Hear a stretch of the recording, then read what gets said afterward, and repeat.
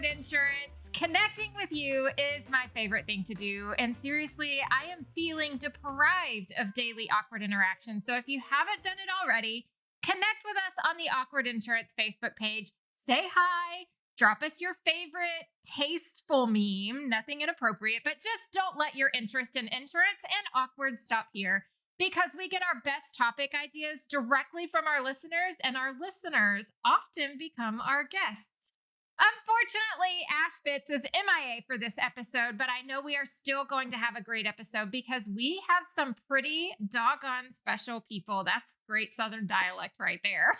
Some doggone special people. In case you're new here, podcasting is not my primary role. I study, research, pick the brains of industry professionals, and pull on my own industry experience to write the super fun and fully entertaining, super energetic curriculum of several personal lines courses within the designations at the National Alliance for Insurance Education and Research. Nerdy as that might sound, we have some equally nerdy guests with me today.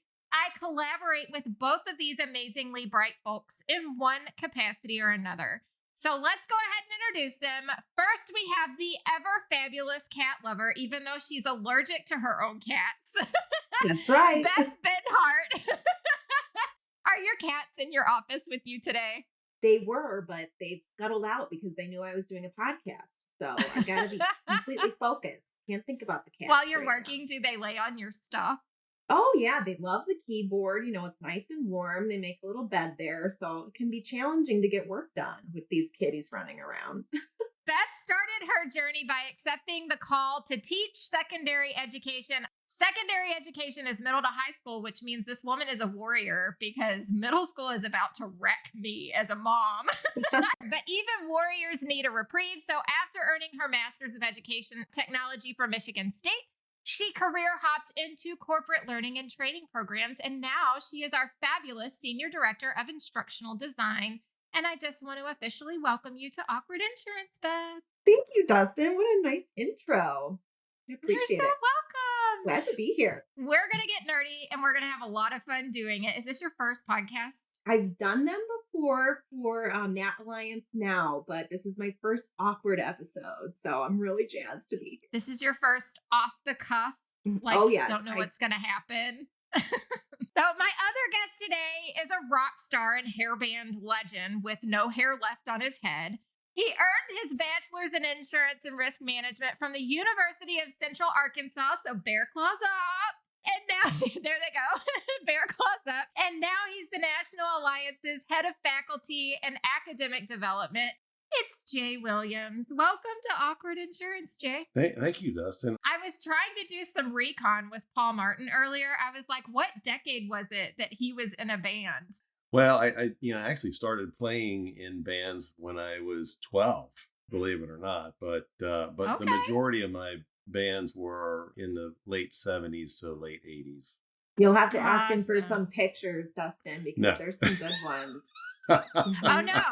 Wait a second. For those who are still here and not skipping forward to the content, you can just go on to scic.com, scroll all the way down to the bottom where it says, do you want to be a faculty member? And then watch the faculty member video, because that is the most epic picture of Jay right there within the faculty member video.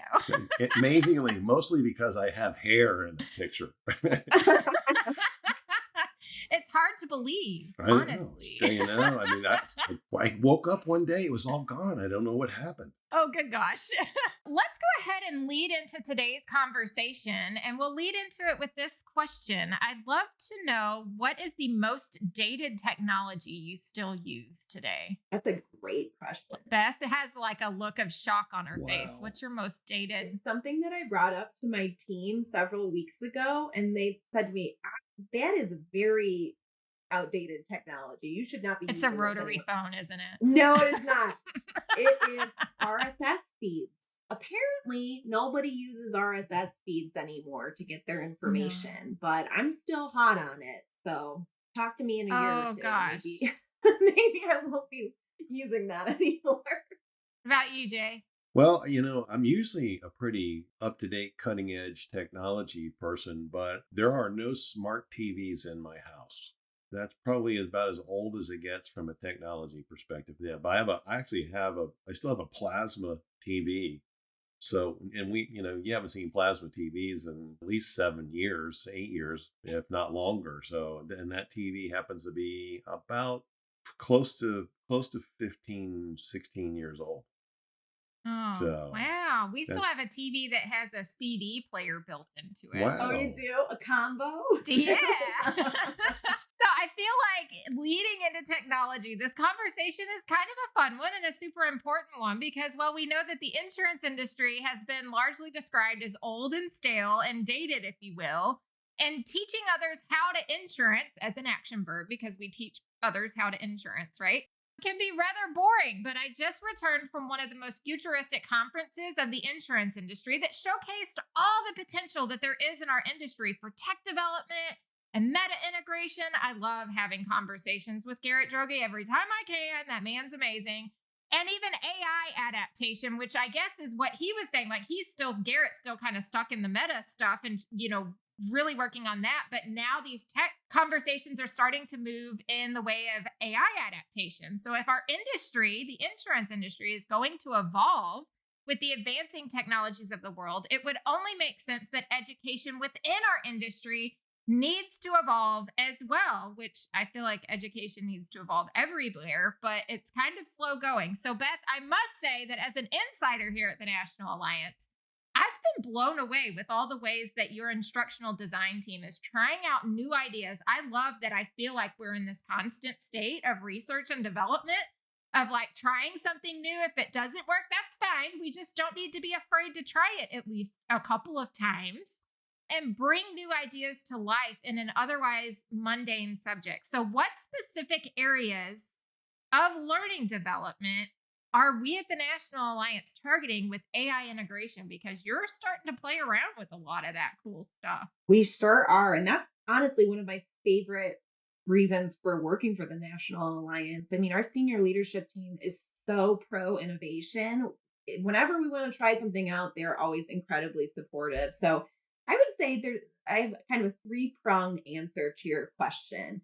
The first way that we're using artificial intelligence is in the development of our learning materials, making us more efficient so that we can really focus on something that does need the human touch. So one way that we're doing that is feeding our webinar transcripts directly into ChatGPT and then pulling out assessment questions from those transcripts. And Jay and I have collaborated on that, and it has made a huge difference in our development cycle. Something that would take an instructional designer 2-3 days to complete takes, I don't know, an hour.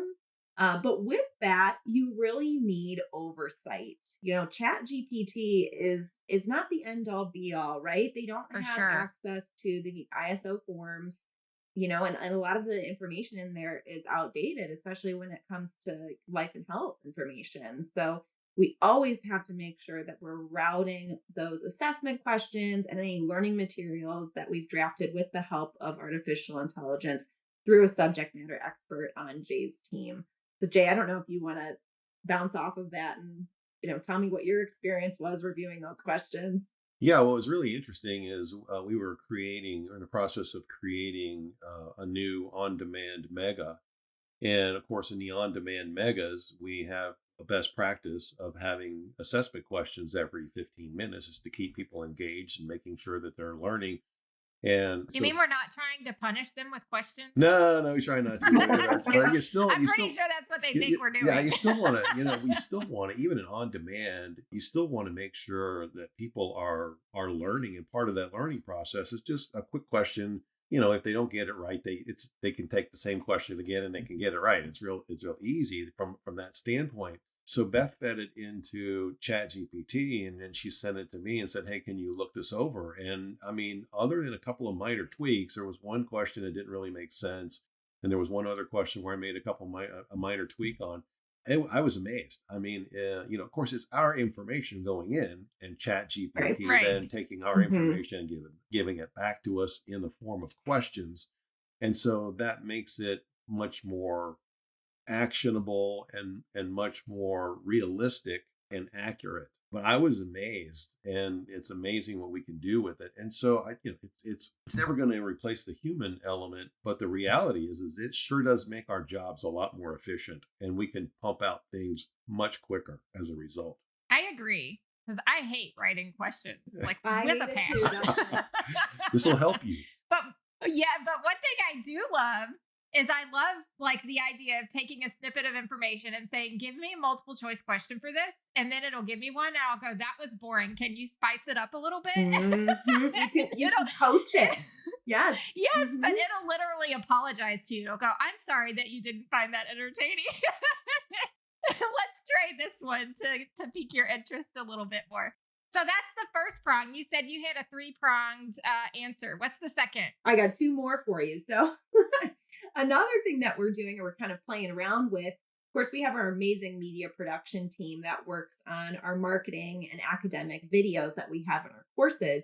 One thing we're playing around with is using AI avatars in our videos instead of live on-screen talent. And this is not for all of our programs, but where appropriate, it can cost thousands of dollars, days worth of time to edit live on-screen talent versus having avatars for maybe our micro-learning videos, things like that. It allows us to output content a lot quicker.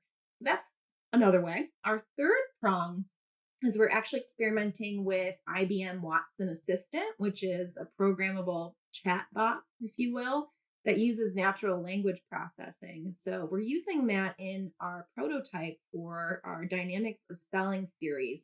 Currently, it's only offered in classroom and webinar format, but we are looking at releasing 3 self-paced courses so that somebody who's maybe not able to attend our webinar or classroom offerings has a subset of that information on demand.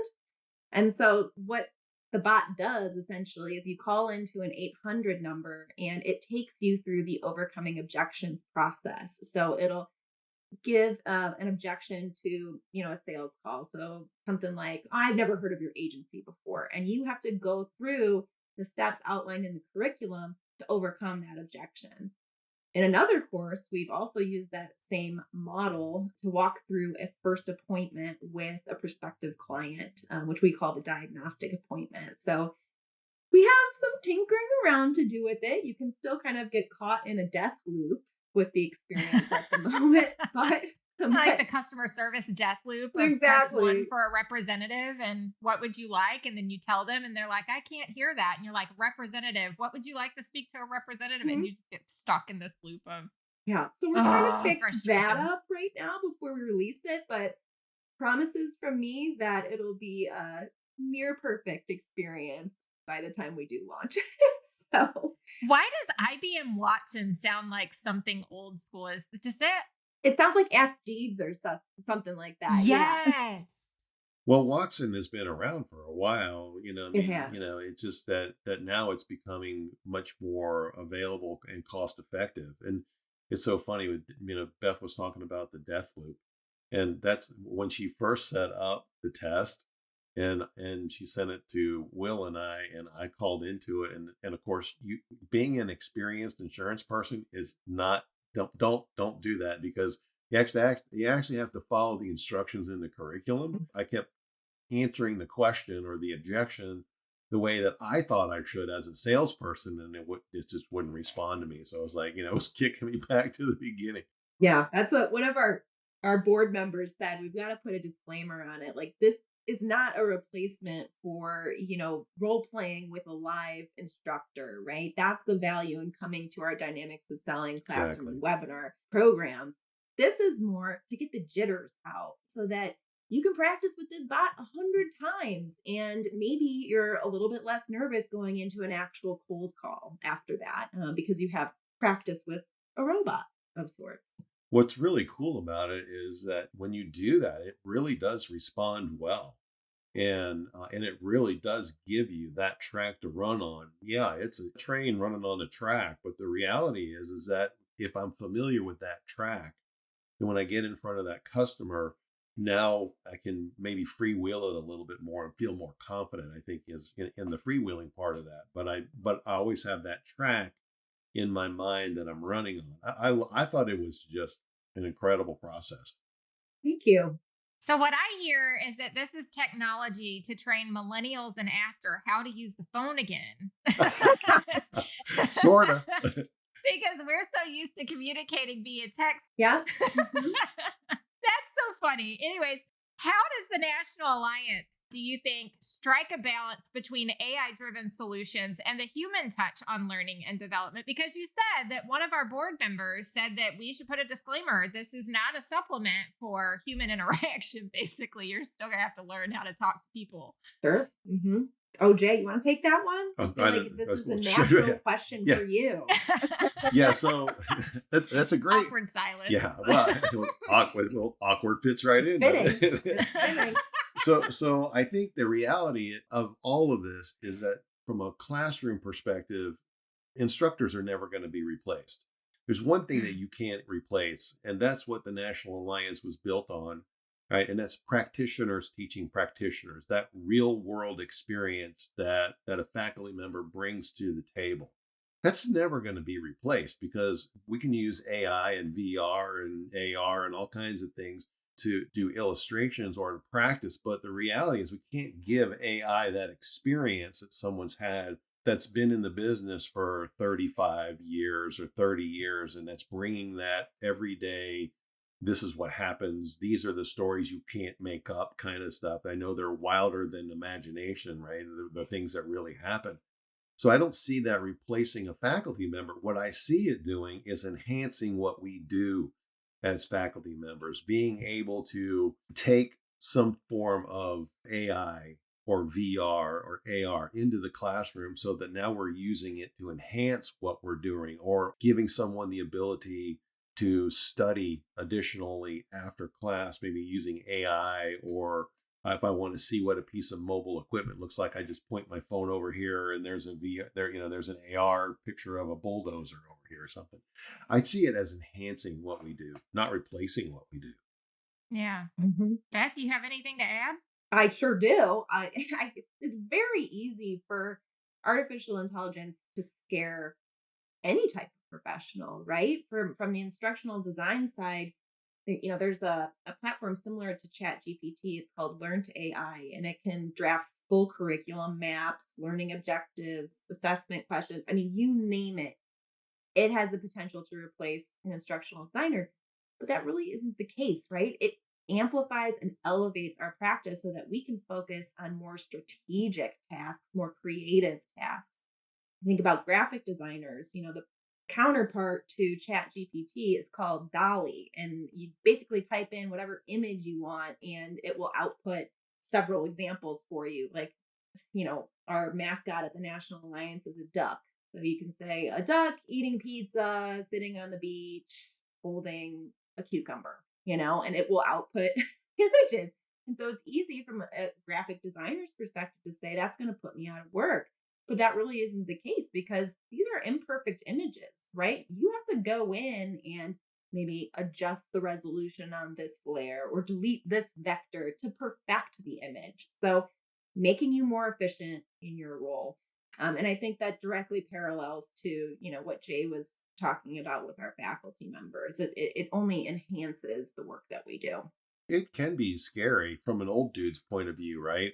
but it's funny because when we first started talking about it, I'm thinking, oh God, we're going to, but the more that you get to interact with it and the more that you use it, the more you say, yeah, this stuff is great. And this is going to make me better at what I do, not going to replace me. Mm-hmm. So I have a couple of things on the AI images. I don't know if you've seen some of the AI images that are going around on social media. One thing that I learned is that AI does not know how to do eyeballs, fingers, or animals.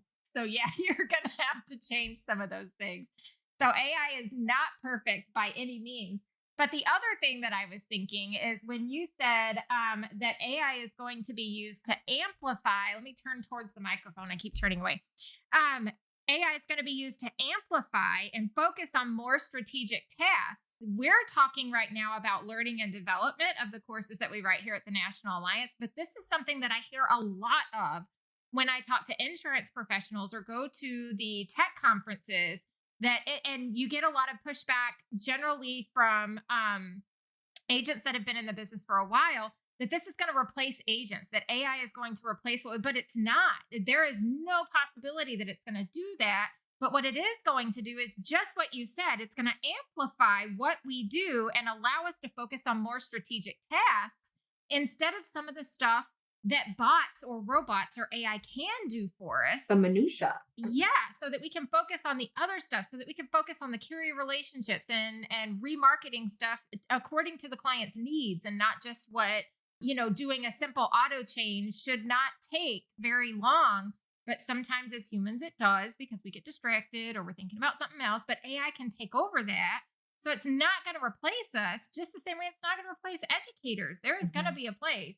And then there's always the thought in my head that, like, if the world just goes kaput and all internet and electricity goes down, we're going to have to know how to do this stuff manually. So somebody who has worked with paper in the past is going to be the shining star of the industry to come up with accord forms that AI has been filling out for us. But anyways, the whole point of what I'm trying to say is that we're going to learn, the insurance industry is going to evolve with these technologies, because if we don't, we're going to get left behind and our industry is going to fall further and further behind, which means that the education and the practicing of the tools that we're going to be using as practitioners within the industry, it needs to start at our educational point.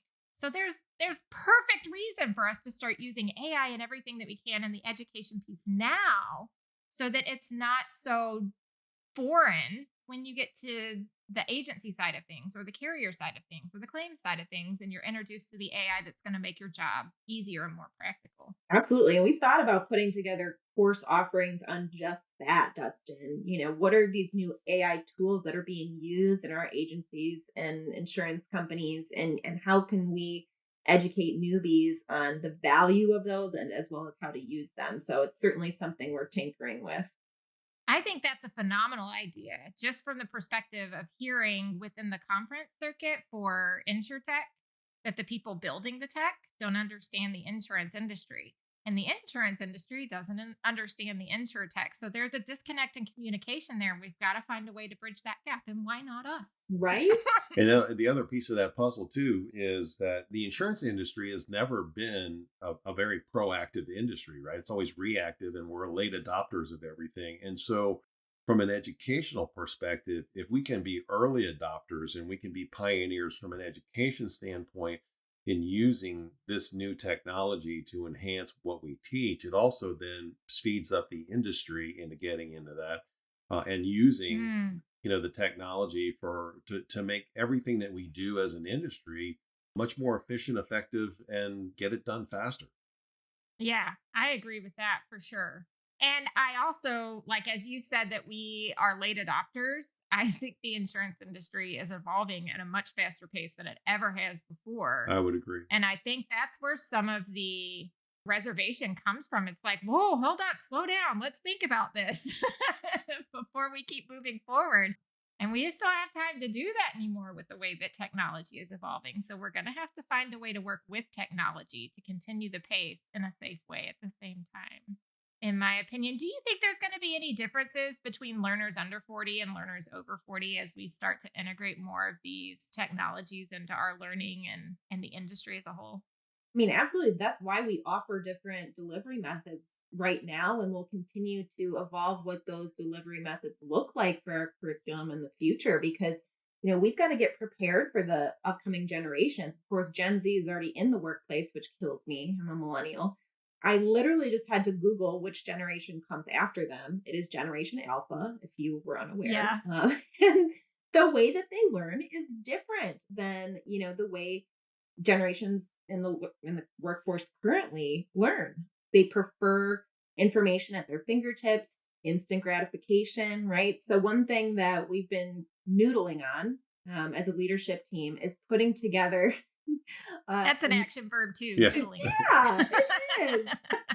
We've been thinking about putting together a knowledge bot, a coaching bot, a tutoring bot that's populated with our curriculum. Practitioners developed this. We know that it's sound curriculum, as well as, those proprietary forms that aren't available on the World Wide Web, so that participants can question the bot and say, is this covered under the homeowner's policy? And that's not something that they can typically look up on Google or even Chat GPT. So something that we may be offering to our subscription holders in the future, and certainly something that Gen Z, Gen Alpha, I assume will be taking good advantage of. That's intriguing. Yes, we're developing a baby bot right now. A baby bot. Oh my gosh, that's funny. Regardless of all the information shared today, I think I'd like for everyone to just remember that the future of insurance is ever evolving. Honestly, like I said before, at a faster pace than it ever has before. So learning this stuff needs to evolve too. And from my seat here at the National Alliance, I feel like we're kind of at the forefront of leveraging AI to elevate our learning developmental practices. Would you two agree? I would agree with that 100%. Mm-hmm. And even when I feel like, okay, we're in a good place, we're trying out new things, we're constantly getting pushed to try more, which is, a good place to be in. Like I mentioned earlier, our senior leadership team is all about innovation and making sure that we're on the cutting edge. So you'll continue to see new releases, that reflect that. I think it's kind of a great testament to, if you've been in our courses for a while and you're a little kind of like, I don't know if I want to keep doing this anymore, keep doing it, because something's always going to pop up. At least right now, we're constantly trying to find new ways to do things. And if you've never started education before in the industry, now's a great time to do it. You might actually find that it's pretty fun. Do you guys have anything else to add to this conversation today? Well, I would say for our current designees who've, taken our courses maybe, a couple of times for our update credit, there are going to be new and creative update options coming your way very soon. Doing a virtual reality experience could satisfy your update credit. Listening to several awkward insurance podcasts could satisfy your update credit. So stick with us as we evolve and, are offering new things. I would agree, and I would simply piggyback on that by saying, that there are a lot of changes that we're looking at, and exciting ways of delivering the curriculum, the quality curriculum that we've always delivered, just in new and different ways, and having tools that faculty members can use to make the participants much more engaged than they already are. I absolutely agree. Well, this has been an enlightening and thought-provoking conversation. The podcast on AI and learning development practices, I never saw this one coming. I think this has been a really fun one, especially to just kind of learn more about what we have down the pipeline that I haven't heard of yet. So until next time, keep learning, stay curious, and embrace your transformative power of AI. Take care and see you in the next episode. Toodles! Thanks for hanging out and listening to another Awkward Insurance Conversation. If you haven't already, be sure to join the Awkward Insurance Facebook community. We have an amazing group of people on there. And for more episodes, head over to the National Alliance website at scic.com. Now go forth and be awkward. Toodles! That's awkward.